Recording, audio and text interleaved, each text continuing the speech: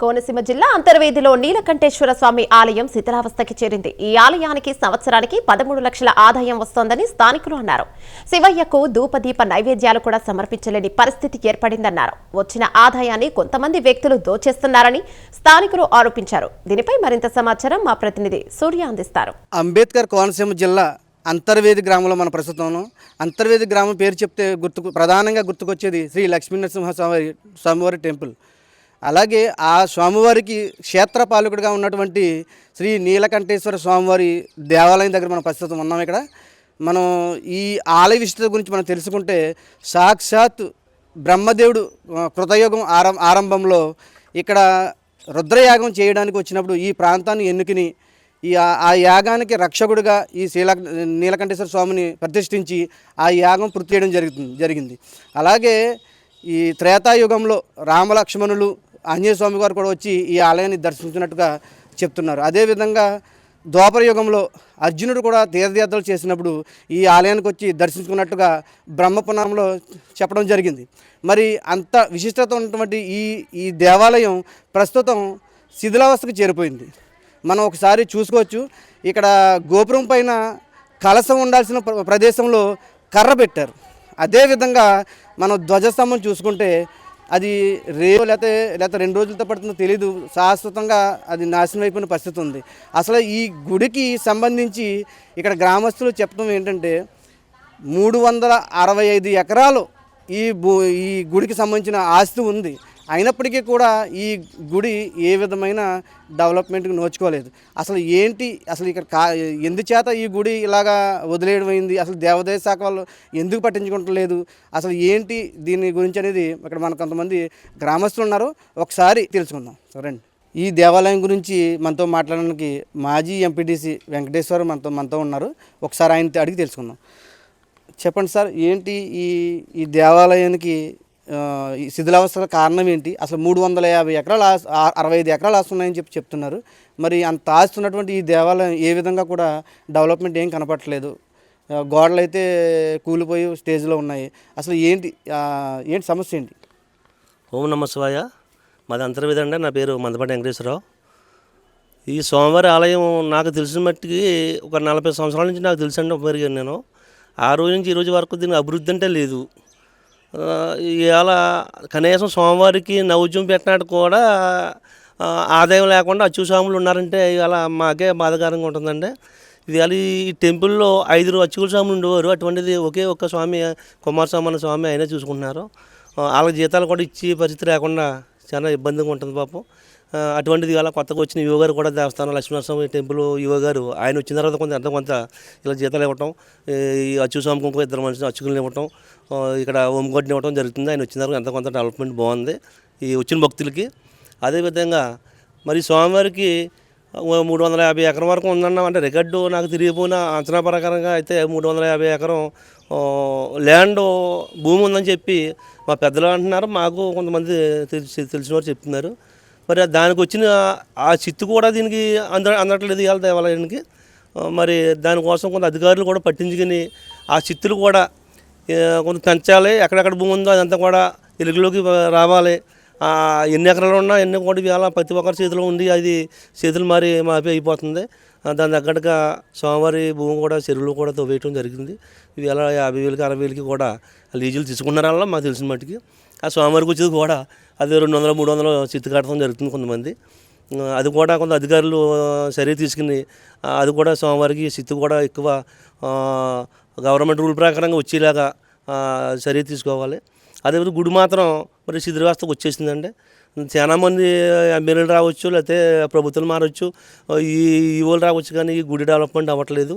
మా ఈ అంతర్వేది దేవస్థానం తరపు నుంచి కావాలని చుట్టుపక్కల గ్రామాల తరపు నుంచి కానీ మీ ప్రజలందరూ కోరుకునేది ఏంటంటే ఈ దేవాలయం ఒక పునర్నిర్మాణం చేసి ఈ స్వామివారికి అంటే ఈ స్వామివారి దర్శనం లేకుండా లక్ష్మీనరసింహ స్వామి దర్శనం వెళ్ళరు. ముందు ఇక్కడికి వచ్చి స్వామివారి దర్శనం చేసుకున్న తర్వాత లక్ష్మీనరసింహ టెంపుల్కి వెళ్తారు. అటువంటిది స్వామివారి పైకి రావాలి, ఈ స్వామివారి ఇల్లు రావాలంటే కొంత అభివృద్ధి అవ్వాలి టెంపుల్ అని నేను గ్రామం తరపున మేము కోరుకుంటున్నాను. ఇప్పుడు మనం ఉన్న ప్రదేశం అంతర్వేది శివాలయం. సాక్షాత్తు బ్రహ్మచే ప్రతిష్ఠించబడిన పుణ్యక్షేత్రంగా ఈ శివాలయాన్ని చెప్తూ ఉంటారు. అటువంటి క్షేత్రపాలకుడిగా చెప్తూ ఉంటారు. ముందుగా ఈ శివాలయంలో నీలకంఠేశ్వర స్వామిని దర్శించుకుని తర్వాత అంతర్వేది లక్ష్మీనరస్వామి టెంపుల్కి వెళ్ళాలని చెప్పేసి కూడా ఈ పురాణాల్లో ఉంది, ఆలయ చరిత్రలో కూడా ఇక్కడ వేద పండితులు చెప్తూ ఉంటారు.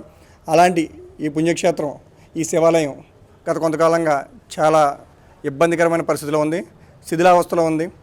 ధ్వజస్తంభం అయితేనేమి, ఆలయ గోపురాలు అయితేనేమి చాలా ఇబ్బందికర పరిస్థితిలో ఉన్నది. దీని దృష్టే మేము ఇక్కడికి సంబంధించిన ఎండోమెంట్ అధికారులతో కానీ అలాగే ఈ టెంపుల్ సంబంధించి ఎటువంటి రాజకీయ నాయకులు ప్రజాప్రతినిధులు వాళ్ళ దృష్టికి తీసుకెళ్తున్నాం. గతంలోనే తీసుకెళ్ళాం, ప్రస్తుతం కూడా మా ఎమ్మెల్యే గారితో సహా ప్రతి ఒక్కరి మినిస్టర్ ప్రతి ఒక్కరికి తెలియపరుస్తూనే ఉన్నాం. అయినప్పటికీ ఈ దేవాలయ పరిస్థితి అగమ్యగోచరంగా ఉంది. దీన్ని సంబంధిత అధికారులు కానీ ఎండోమెంట్ శాఖ గారు కానీ ఈ విషయంలో జాగ్రత్త తీసుకుని ఈ ఆలయం పునర్నిర్మాణ కార్యక్రమం చేపడితే ఎంతో ప్రసిద్ధి గల చరిత్ర గల ఆలయాన్ని కాపాడిన వాళ్ళు అవుతాం. ఈ ఆలయానికి ఎక్కడెక్కడి నుంచో భక్తులు వస్తుంటారు. ఇక్కడ దగ్గరలో ఎక్కడ దూరన్న గుడుమాల్లోని ఇంకా వేరే మోరి అటువంటి ప్రదేశాలు ఉన్నాయి. ఈ చుట్టుపక్కల ప్రాంతాల్లో ఉన్న శివాలయం ఇది. ఇలాంటి శివాలయానికి శివరాత్రి సందర్భంగా వేలాది మంది భక్తులు వచ్చి ఇక్కడ దర్శిస్తారు. అలాంటి శతాబ్దాల గల చరిత్ర గల ఈ ఆలయాన్ని అధికారులు కానీ రాజకీయ నాయకులు కానీ పట్టించుకుని దీని పునర్వైభవం తీసుకొచ్చే విధంగా దీని నిర్మాణాన్ని విషయంలో వాళ్ళు శ్రద్ధ తీసుకుంటే భవిష్యత్తులో ఇది గొప్ప ఆలయంగా ఉంటుందని ఆశిస్తూ ప్రజెంట్ మీరు వచ్చేసి అంతర్వేది దేవస్థానం క్షేత్రపాలకుడైన శ్రీ నీలకంఠేశ్వర స్వామి ఆలయం వద్ద ఉన్నారు. ఈ ఆలయం అనేది శిథిలావస్థకి చేరిపోయి సిచ్యువేషన్ వచ్చి ఇంచుమించు 10-15 సంవత్సరాలు అయింది. ఇది దేవాదాయ శాఖ కింద ఉన్న ఒక దేవాలయం అయినప్పటికీ ఈ సిచ్యువేషన్కి ఈ దేవాలయం వచ్చినప్పటికీ కూడా దేవాదాయ శాఖ వారికి ఎన్నిసార్లు చెప్పినా కూడా దీని అభివృద్ధికి నోచుకోకపోవడం, దీన్ని ఎటువంటి అభివృద్ధికి కానీ దీనిలోకి సరైన స్టాఫ్ని నియమించడం కానీ ఏమీ లేదు. చిన్నపాటి వర్షానికి కూడా లోపల నీరు కారి గర్భగుడిలోకి నీళ్ళు వెళ్ళిపోయి శివుడు తడిసిపోయి సిచ్యువేషన్ ఈ దేవాలయం చేరుకున్నా కూడా దేవాదాయ శాఖ ఎటువంటి స్పందన లేదు అభివృద్ధికి రిలేటెడ్. ఇప్పుడు దీనికోసం పునర్నిర్మించాలని చెప్పేసి ప్లాన్ వచ్చినప్పుడు మాత్రం దేవాదాయ శాఖ ఇన్నాళ్ళు అన్ని దేవాలయాల నుంచి డబ్బులు సంపాదించినప్పటికీ ఈ దేవాలయం మళ్ళీ నిర్మించాలంటే దానికోసం మ్యాచింగ్ గ్రాంట్స్ కావాలని, దానికి దాతలు ఎవరైనా ఉంటే చూడాలి అని చెప్పేసి అడగడం చాలా హాస్యాస్పదంగా ఉంది. ఎందుకంటే దేవాలయం నడిచిదే హిందువులు డబ్బు అయినప్పుడు మళ్ళీ దానికి మ్యాచింగ్ గ్రాంట్ కింద ఇంకా హిందువుల నుంచి డబ్బు అడగడం అనేది గవర్నమెంట్కి ఎండోమెంట్స్కి అది ఎలా అవుతుందో నాకు, అంటే దాని చట్టాలు ఏంటనేది నాకు తెలియదు కానీ అడగడం అయితే హాస్యాస్పదం. పోనీ గవర్నమెంట్ తరపున వాళ్ళ డబ్బు దిగలేకపోయినా ఈ దేవాలయానికంటూ 360 ఎకరాలు భూములు ఉన్నాయి. దాని నుంచి ఎప్పుడో నిర్ణయించిన శిస్తు ప్రకారమైన సంవత్సరానికి 13 లక్షల రూపాయలు నికర ఆదాయం అయితే ఈ దేవాలయానికి వస్తుంది. అయినా సరే ఆ డబ్బుని ఉపయోగించైనా దీన్ని అభివృద్ధి చేయొచ్చు. 13 లక్షలు కాకుండా ఇప్పుడు అది ఒకప్పుడు మాట, ఇప్పుడు ప్రజెంట్ అన్నింటిలోనూ కూడా ధాన్యమే పండించట్లేదు. చాలా వాటిని రొయ్యల చెరువులు కానీ అలా ఆక్వాకల్చర్కి వాడుకుంటున్నారు. వాటిల్లో ధాన్యంగా వచ్చినట్టు అతి తక్కువ ఆదాయం అయితే రాదు.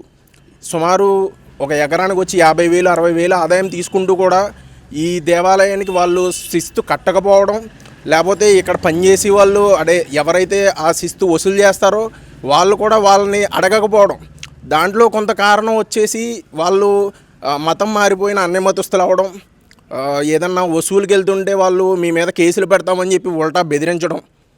ఈ సిచ్యువేషన్లో ఈ దేవాలయ భూములు అన్యాక్రాంతం అయిపోయాయి. దీన్ని పట్టించుకోవడానికి ఎండోమెంట్స్ వారు దేవాలయం నుంచి హిందువుల నుంచి డబ్బులు తీసుకోవడమే కాకుండా ఏ దేవాలయాల నుంచి అయితే మీరు డబ్బు సంపాదిస్తున్నారో ఆ దేవాలయాల అభివృద్ధికి కూడా మీరు నోచుకోవాలని చెప్పేసి మేము కోరుకుంటున్నాం. సగినేటిపల్లి మండలం బీజేపీ ప్రెసిడెంట్ అయినటువంటి సురేష్ గారు మనతో ఉన్నారు. ఈ విషయం గురించి అడిగి తెలుసుకుందాం. మనకి హిందూ అంటే మనకి ఇక్కడ శివాలయం అనేది అంతర్వేది దేవస్థానం క్షేత్రపాలకుడు ఈయన. అంటే ముందు లక్ష్మీనరసింహస్వామి దర్శించుకున్న తర్వాతే మనకి శివాలయం శివుని దర్శించుకున్న తర్వాతే మనకి లక్ష్మీనరసింహస్వామి గుడికి వెళ్ళడం జరుగుతుంది. నేను చిన్నప్పటి నుంచి కూడా అంటే మా తాత వాళ్ళు కూడా అనేవారు, అప్పట్లో అంటే మైక్ సిస్టమ్ అవి ఉండేది కాదు. మాకు ఆ టైంలోనే మంత్రోచ్చారణ 4 కిలోమీటర్ల కింద వినిపించేది. అంటే అప్పట్లో ఇంచుమించు 16 మంది 18 మంది ఇక్కడ అర్చక స్వాములు ఉండడం అంత వైభవంగా జరిగేదని చెప్పేసి మా తాత నానమ్మ వాళ్ళు మాట్లాడుతూ ఉండేవారు. నాకు ఇప్పుడు నేను శివాలయం ఇదే రోడ్లో ఉండడం గత చరిత్రకి ఇప్పటికీ చూసుకుంటే నాకు చాలా బాధ అనిపిస్తుంది. ఎందుకంటే ఇన్ని వందల ఎకరాలు ఉండి ఆ వందల ఎకరాలు కూడా కొన్ని వేల కోట్లకి ఇప్పుడు ఖరీదైనవి. ఇప్పుడు కూడా ల్యాండ్స్ కూడా అవి చేతులు మారడం అమ్మడం, అంటే రిజిస్ట్రేషన్స్ లేకపోయినా కానీ ఇళ్ళ స్థలాల కింద, లేకపోతే అన్యాక్రాంతం అవ్వడం, లేకపోతే వాటిల్లో మీకు చాలా వివిధ రకాలుగా అవి మనకి దేవస్థానం నుంచి దూరం అయ్యే పరిస్థితుల్లో ఉన్నాయి. దానికి తగ్గట్టు ఇప్పుడు దాని నుండి వచ్చే శిస్తు కూడా ఏంటంటే సక్రమంగా కట్టకపోవడం కావచ్చు, లేకపోతే ఇక్కడ మధ్యన కొంతమంది చేసే కొన్ని వాళ్ళు తప్పుడు పనులు కావచ్చు, అది ఇటు దేవాలయానికి కానీ అటు ప్రభుత్వానికి కానీ చెందకపోవడం. ఇక్కడ ఇప్పుడు మనకి గవర్నమెంట్ కూడా ఎండోమెంట్ చూసేది ఏంటంటే అక్కడ వచ్చే ఆదాయం బట్టి ఇక్కడ డెవలప్మెంట్ అనేది వాళ్ళు చూస్తారు. కానీ ఇన్ని వందల ఎకరాలు ఉండి కూడా ఇప్పటికీ నోచుకోకపోవడం, గుడి శిథిలావస్థకి రావడం. మనం గజస్తంభం చూస్తారంటే మీరు చెక్కది, అది దాదాపుగా అది ఒక కొన్ని వందల సంవత్సరాల నుంచి అలాగే పడి ఉంది. అది అలా వాలుగా ఎప్పుడు పడిపోతుందా అన్నట్టే నాకు అనిపిస్తూ ఉంటుంది. చాలా బాధాకరమైన విషయం. అక్కడ గతంలో కూడా నేను ఎండోమెంట్కి సంబంధించి మనకి యువలతో కానీ ఇక్కడ మెయింటైన్ చేసి మన ఇక్కడ బాజీ గారు అని చెప్పి గతంలో ఉండేవాడు, ఆయనతో కూడా చాలాసార్లు పరిమాణాలు నేను చెప్పడం జరిగింది. ఆయన కూడా కొన్ని చేయాలంటే దీనికి రూల్స్ అనేవి కొన్ని మార్చవలసి ఉంటుంది. మనకి ఓపెనింగ్ని అంటే మనకి ఈ చట్టం ఎప్పుడు తీసుకొచ్చారో అప్పటి నుంచి కూడా ఈ దేవస్థానం స్థలాలు ఒకే చేతిలో ఉండిపోవడం, వాళ్ళ ఇష్టానుసారంగా ఈ కబ్జా జరిగిపోవడం జరుగుతుంది. అవి వెనక్కి తీసుకుని మళ్ళీ మనకి రీకాల్ అని చేయాలి అని చేసి చెప్పడం జరిగింది. ఇవన్నీ కూడా మరి మనకి ఎండోమెంట్ నుంచి మరి ప్రభుత్వం నుంచి కూడా అవి కొంచెం ఆలోచించి ఇటువంటి అది పురాతనమైంది. ఎందుకంటే మనకి రాముల వారు కూడా ఇటు నుంచి వెళ్తూ ఇక్కడ ఆయనకి పూజ చేసి వెళ్ళారని చెప్పి, బ్రహ్మచే స్థాపించబడిందని చెప్పి. నమస్తే అండి, నా పేరు నరసింహారావు, అంతర్వేది దేవస్థానం గ్రామస్తుడిని. ఈరోజు మన పుణ్యక్షేత్రాల్లో అయినటువంటి లక్ష్మీనరసింహస్వామి అలాగే నీలకంఠేశ్వర స్వామి, ఈ రెండు పుణ్యక్షేత్రాలు ఇక్కడ ఉండటం మా అదృష్టంగా భావిస్తాం. కానీ స్వామివారి లక్ష్మీనరసింహస్వామి వారి దినదినాభివృద్ధి అది చెందుతుంది. కానీ నీలకంఠేశ్వర స్వామి గుడి వచ్చేసరికి మా చిన్నతనం నుంచి ఇక్కడ సౌకర్యాలు కరువయ్యి చాలా ఇబ్బందులు పడుతూ అసలు గుడి శిథిలావస్థలో చేరుకునేంత పరిస్థితి వచ్చింది. మా వంతు గ్రామస్తుల తరపున మా వంతు మేము చిన్న ప్రయత్నాలు చేసుకుంటూ వస్తున్నాం. అయినా కూడా ఈ గుడికి అభివృద్ధి నోచుకోవట్లేదు. ఈ గుడికి సంబంధించిన భూమి చాలా భూమి ఉంది అని చెప్తారు. అలాగే ఇది ఏంటనేది ఇప్పుడు ఎవరికి సరిగ్గా శిస్తు ఎంత వస్తుంది అనేది కూడా కొంతమందికి డౌట్లు ఉన్నాయి. కాబట్టి మేము మా చిన్నతనం నుంచి ఎలాగున్నదో ఈ శివాలయం అలాగే ఉంది. ఈ మధ్యకాలంలో మన లక్ష్మీనరసింహ స్వామివారి దేవస్థానానికి ఈ గుడిని అటాచ్ చేయడం వల్ల కొంతవరకు ఒక దీపదేవ నైవేద్యాలు కానీ ఒక జీతాల విషయంలో కానీ కొన్ని కొంతవరకు అది జరుగుతున్నాయి. అంతే తప్ప ఇక్కడ అభివృద్ధి కానీ ఏ విధమైన ఏ చిన్న కార్యక్రమం జరిగినా కూడా చాలా ఇబ్బందులు పడే పరిస్థితి ఉంది. కాబట్టి ఈ ఎండోమెంట్ డిపార్ట్మెంట్ కానీ ప్రభుత్వాలు కానీ ఈ శివాలయం ఎంతో ప్రసిద్ధిగాంచిన ఈ శివాలయాన్ని మనం దీన్ని పట్టించుకుని ఈ పునర్నిర్మాణం కోసం ప్రయత్నం చేయాలని కూడా మనస్ఫూర్తిగా కోరుకుంటున్నాం. ఇంత ఆస్తి కలిగిన ఈ శివాలయానికి గ్రామస్తులు చెప్తున్నటువంటి 13 లక్షలు శిస్తు వసూలవుతుందని చెప్పేసి మనకు గ్రామస్తులు చెప్పడం జరిగింది. అసలు ఏంటి నిజంగా ఈ శిస్తు ఇంత వసూలు అవుతుందా, అసలు ఏం జరుగుతుంది ఈ శివాలయం గురించి మనతోటి ఆ ఆలయానికి సంబంధించినటువంటి ఈఓ ఎగ్జిక్యూటివ్ ఆఫీసర్ ఎంకేటిఎన్ వరప్రసాద్ గారు మనతో ఉన్నారు. ఆయన అడిగి తెలుసుకుందాం. సార్ చెప్పండి సార్, ఇప్పుడు గ్రామస్తులు 13 లక్షల సంవత్సరానికి ఆదాయం వస్తుంది ఈ ఆలయానికి, కానీ ఏ విధమైన డెవలప్మెంట్ నోచుకోలేదు. గతంలో అయితే ఎవరు కూడా చేయలేదు, మీరు వచ్చిన తర్వాత ఏదో కొంచెం డెవలప్మెంట్ జరుగుతుంది, మీరు ఏదో నైవేద్యాలు అవి పెట్టగలుగుతుందని చెప్తున్నారు. ఏంటంటే అసలు దీని గురించి మీరు ఏం చెప్తారు? ఓం నమః శివాయ. ఈ అతి పురాతనమైనటువంటి ఈ నీలకంఠేశ్వర స్వామి దేవాలయానికి సంబంధించి 350 ఎకరాలు ఆస్తులు అయితే ఉన్నాయి. అయితే ఈ ఆస్తుల మీద వచ్చేటువంటి ఆదాయం బాగా తక్కువగా ఉంది. కేవలం ఒక 17 ఎకరాలు మాత్రమే లీజులో ఉంది. మిగతాదంతా కూడా ఫెయిర్ రెంట్లో ఉన్నది. అంటే ఈ ఫెయిర్ రెంట్ వల్ల ఏంటంటే చాలా తక్కువ ఆదాయం వస్తుంది. అంటే రూపాయి నుంచి 10 రూపాయలు అలా శిస్తు కట్టేటువంటి పూర్వం నుంచి అదే కంటిన్యూ అవుతుంది. దీని మీద మరి ఫెయిర్ రెంట్ కమిటీ ఆర్డీఓ గారు కూడా డిసిషన్ తీసుకుని రెంట్లు పెంచాల్సిన అవసరం ఉంది. అయితే ఇప్పుడు ప్రస్తుతానికి వసూలు అయ్యేది కట్టేది మాత్రం సంవత్సరానికి ఒక 6 లక్షలు మాత్రమే వసూలు అవుతుంది. మాకు గత 3 సంవత్సరాలుగా 4 సంవత్సరాలుగా చూసినా కూడా సంవత్సరం మీద మొత్తం మీద వచ్చే ఆదాయం 6 లక్షల కంటే మించి ఉండడం లేదు. అయితే ఇప్పుడు ఈ శివాలయంలో పనిచేసేటువంటి అర్చకులకి, అక్కడ పనిచేసే ఎన్ఎంఆర్లకి, స్వీపర్కి కలిపి పడితరం, నిత్య ధూపదీప నైవేద్యాలకి పడితరం నిమిత్తం ఒక నెలకి 50,000 చొప్పున, సంవత్సరానికి 6 లక్షలు ఈ జీతభత్యాల నిమిత్తం చెల్లించాల్సి ఉంటుంది. అందుచేత చాలా కష్టమైపోతుంది. అందుకని ఇది అంతర్వేది దేవస్థానానికి దత్తత దేవాలయం. దత్త దేవాలయం అయితే యాక్చువల్గా దత్త దేవాలయం అంటే ప్రధాన దేవాలయం నుంచి ఎంతో కొంత అమౌంట్ తీసి డైవర్ట్ చేసి ఈ దత్త దేవాలయానికి ఖర్చు పెట్టాల్సిన అవసరం ఉంది.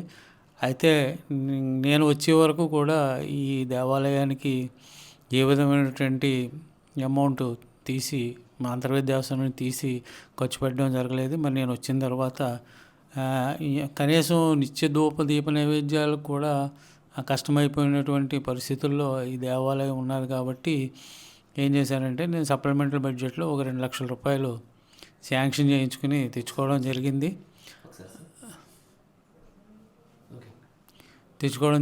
మరి ఆ 2 లక్షల రూపాయల నుంచి నిత్య ధూప దీప నైవేద్యాలకి ఇబ్బంది లేనికరంగా, అదేవిధంగా జీతాలకి ఇబ్బంది లేని విధంగా అర్చకులకి జీతాలు ఇవ్వడం అన్ని కార్యక్రమాలు నిర్వహించడం బాగా జరుగుతుంది. గతం కన్నా కొంచెం మెరుగుపడింది. అయితే ఈ దేవాలయానికి ఎప్పుడో శిథిలావస్థకు వచ్చినటువంటి ఈ దేవాలయాన్ని పునర్నిర్మాణం చేయాల్సి ఉంది కాబట్టి టెంపుల్ని రీకన్స్ట్రక్షన్ చేయడానికి సీజీఎఫ్ నుండి 3,50,00,000 రూపాయలు కమిషనర్ వారు మంజూరు చేశారు. అయితే దీనికి మ్యాచింగ్ కంట్రిబ్యూషన్ కింద 1,16,67,000 రూపాయలు భక్తుల నుంచి కానీ లేకపోతే దాతల నుంచి కానీ వసూలు చేయాల్సి ఉంది. ఇది శాంక్షన్ అయ్యి ఇప్పటికే దాదాపు 7 నెలలు అయిపోయినప్పటికీ కూడా ఏ విధమైనటువంటి విరాళాలు కూడా వసూలు కాలేదు. ఈ విరాళం వసూలు అయినట్టయితే మరి ఆ మ్యాచింగ్ గ్రాంటు తో కలిపి మ్యాచింగ్ గ్రాంట్ 1,16,00,000, సీజీఎఫ్ నుంచి వచ్చే అమౌంట్ 2,33,000 కలిపి 3,50,00,000 రూపాయలతో దేవాలయం పునర్నిర్మాణం చేయడానికి అవకాశం ఉంటుంది. అయితే మరి నా ఉద్దేశం ప్రకారం వసూలు అవడం లేదు కాబట్టి ఈ విషయంలో మళ్ళీ ఇంకా మ్యాచింగ్ గ్రాంట్ వసూలు చేయలేని పరిస్థితిలో ఉన్నాం కాబట్టి ఆ 3,50,00,000 కూడా సీజీఎఫ్ నుంచే ఇవ్వండి అని రాయడానికి ప్రపోజల్ సిద్ధం చేసి పంపడం జరుగుతుంది. శిథిలావస్థలకు వచ్చిన ఈ ఆలయాన్ని మరి ఇప్పటికైనా ప్రభుత్వ అధికారులు పట్టించుకుని అభివృద్ధి పరంగా దీన్ని తీసుకెళ్తారని చెప్పేసి ఇక్కడ గ్రామస్తులు అయితే కోరుకుంటున్నారు. అలాగే ఆడిట్ అనేది ఇంతవరకు కూడా ఇక్కడ జరగలేదని, అసలు రికార్డులు అసలు ఇప్పటివరకు కూడా మేము చూడలేదని, అసలు ఎవరెవరి పేరుని భూములు ఉన్నాయి, అసలు శిస్తు ఎంత వస్తుంది, అసలు ఎవరు వసూలు చేస్తున్నారు అన్నది కూడా చాలా గోప్యంగా ఉంచడం ఈ గ్రామస్తుల్లో కొంత అనుమానం అయితే వ్యక్తం అవుతుంది.